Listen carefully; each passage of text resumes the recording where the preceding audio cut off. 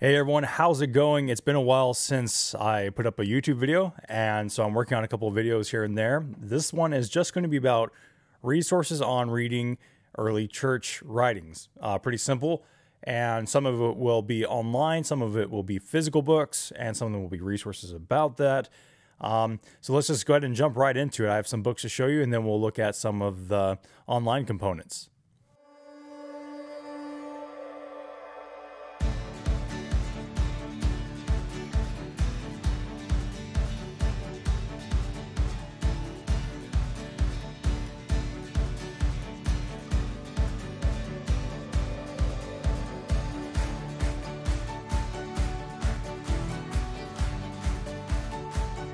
So whenever we're talking about this subject, it's good to just begin with what's most accessible. And what I mean, like, if you're just wanting to pick this up and read them through really quickly and you don't have the interest of studying them deeply, then this would probably be basically the best route to go. It's by Penguin Classics. It's fairly short. It's the kind of standard apostolic writings that you would want. You know, you have Clement, Ignatius, Polycarp, the Didache, things of that nature. In each section, you do have an introduction to context that the authors were writing in, which is important because, again, historically there is a divide, and so we want to know the context that they're writing because they need to be interpreted correctly too, lest we abuse them. So they have introductions, and of course they have the text. They have some maps, not too much. As you can tell, the font's pretty small, but it's an easy read. And whenever you look at the way it's broken up, it has the sections divided up, which is helpful. And so, yeah, this is easily if you want to start somewhere, this is the way to go. This is where I started. You can't really go wrong with it. Now, the same texts are found in this edition. This edition, aside from being a little bit more pretty, is also good if you are interested in the Greek text of the original writings. You have the Greek, and then you have the English. And of course you have the divisions, but the divisions are also more clear with verses, which I think is extremely helpful whenever you're, trying to find a specific place for a project of something of that nature. The introductions for these, if I'm not mistaken, aren't as thorough, but they give you some textual evidence for them. They give you some, see the Didache and the canonical early Christian writings. Let me see if I can focus in on here for you. Let me zoom in a little bit. And so, yeah, you have the Didache and the canonical early Christian documents. You have the text that we have for them, the manuscripts that we have for these documents. Bibliography. So if you want to study more, you have the option to go through bibliography as well as other reference works. And so that's always helpful to have. Well, where else can I go to learn about this? Well, they give you the resources in this book, which make it, well, aside from being pretty, it makes it worth getting. There's the way that the Greek text looks along with the English. So yeah, that's the second route. You can go with that. Now, books that talk about the early church.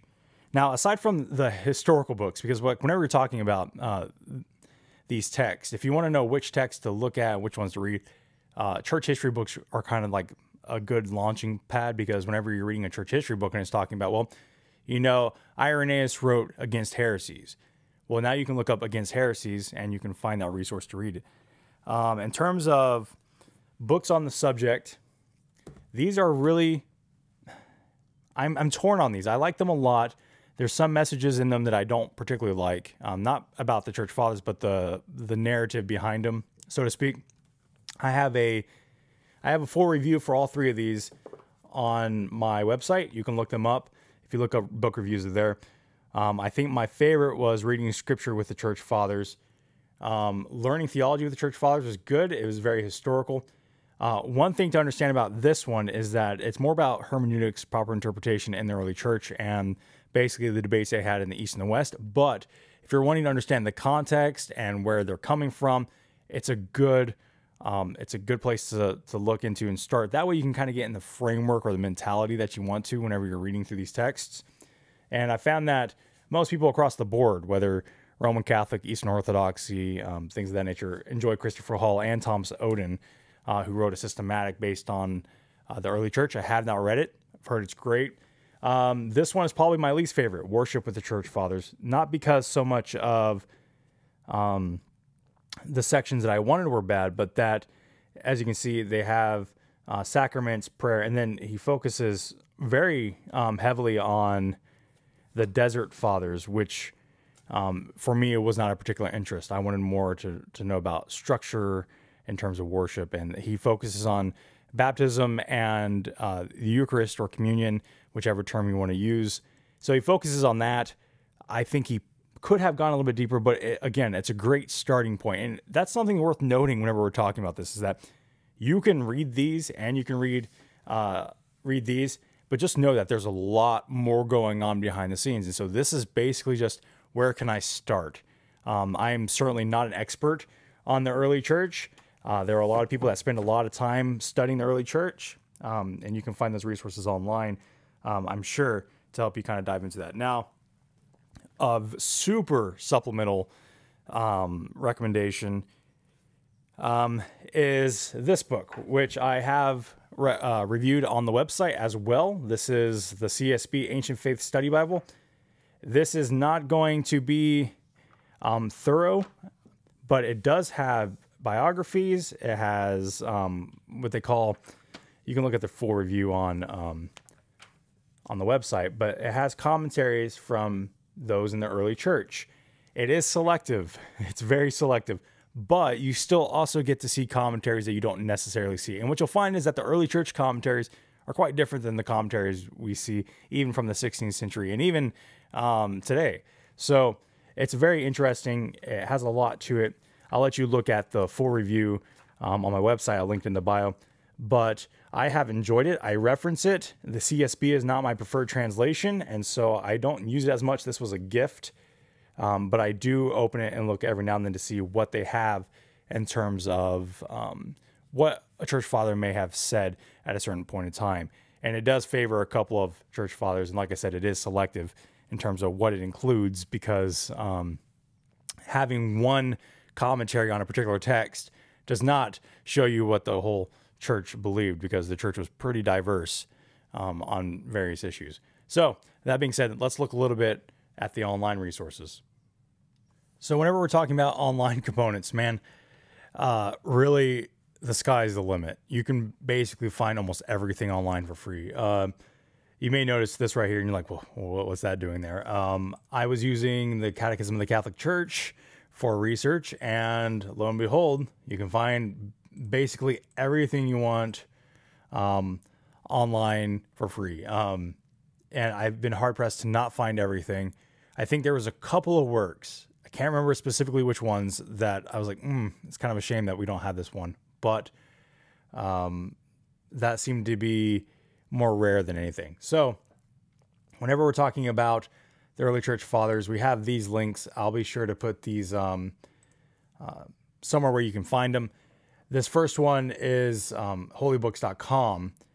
And here we have basically PDFs of all these volumes that are just massive. Let me show you one of them. This is volume 1, Philip Schaff. These are all accessible online. I've used them in papers, and this is all the contents. So I'm obviously not going to break down everything you'll find in it. As you can tell in the introduction, it gives you what's in each text, right? I mean, it's pretty straightforward. So you have volume 1 with Apostolic Fathers and Justin Martyr, Irenaeus, Clement of Rome, Polycarp. Here you have Fathers of the 2nd century. Here you have the Latin Christianity, Tertullian, Apologetics. And then you get the Fathers of the 3rd century, Fathers of the 3rd century continued, Fathers of the 3rd century continued, 3rd and 4th century, even lecture. What do we have here? Sorry. And then we got patriarchs, and then additional Christian literature, which is another interesting topic you get into. The works that were questionable, and stuff that would have been read but not considered canonical, things of that nature. And again, you're talking about hours of reading here potentially. So this was a massive find for me whenever I was doing research on a paper. And so again, this is an excellent resource. And I haven't explored the rest of the website, but right here, it looks like there's a significant amount of resources on other things. Out of curiosity, we'll just click on one. Let's go ahead and just click Christianity and see what they have. Well, that was kind of weird. So autobiographies, that's pretty short. But regardless, this first link, I'll put it up in the description because, again, great place to go. Let me see what else we got here. Early Church Fathers, we'll put this one in here too, earlychristianwritings.com. A lot of them are some of the ones we've already mentioned, like the Didache, the Epistle of Barnabas, Clement of Rome.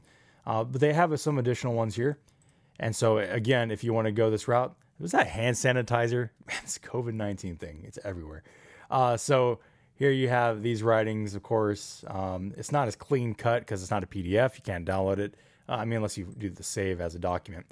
But you have different ideas of the text, the different translations, which I thought was fascinating and good because you will find different translations. And we'll talk about that here in a second.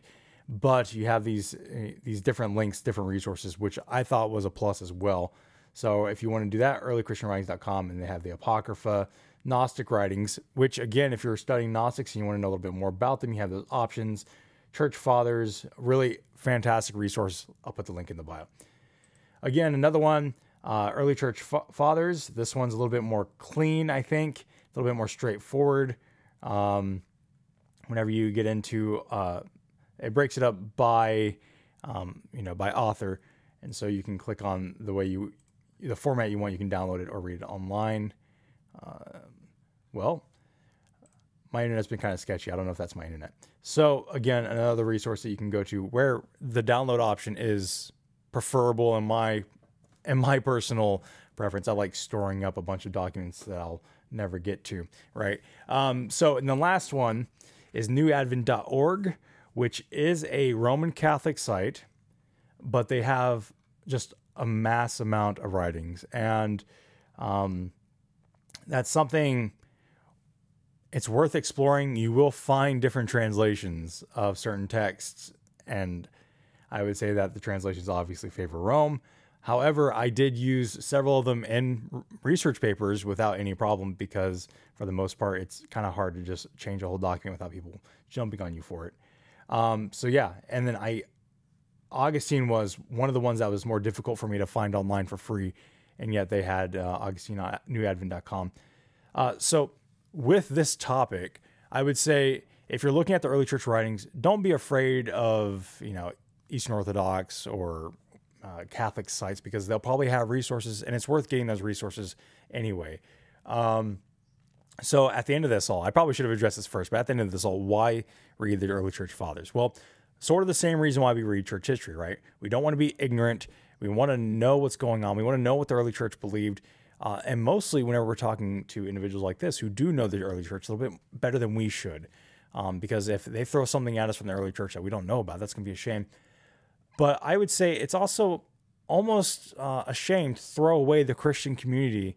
And a lot of times we do it prior to the 16th century. So it's a shame to throw that away whenever we have, all these insights and all these ideas and these eloquent writings. You're not going to agree with everything you read. That's just the way reading anything goes. One of these theology, I don't think there's and all these books I have behind me, I don't think there's a single book where I agree 100% with everything that's said. That's just the way things go. Same thing goes with the church fathers, but they came before us. They're the church. And so it's good for us to get familiar with the community of Christ, right? And so that's basically the biggest drive for that. So to supplement history, if you come across a history book and you're reading, it's like, oh, well, we're talking again about Irenaeus, and he wrote this and this against this and this and this. Well, I can go read that. So now you have the resources to go online and read those things. And it's good to be aware of those situations. And so I hope this was helpful. Hope it was beneficial. And hopefully the next YouTube video won't take so long to get across. I'm thinking about doing something before or after this subject. So God bless you all and have a wonderful, wonderful day.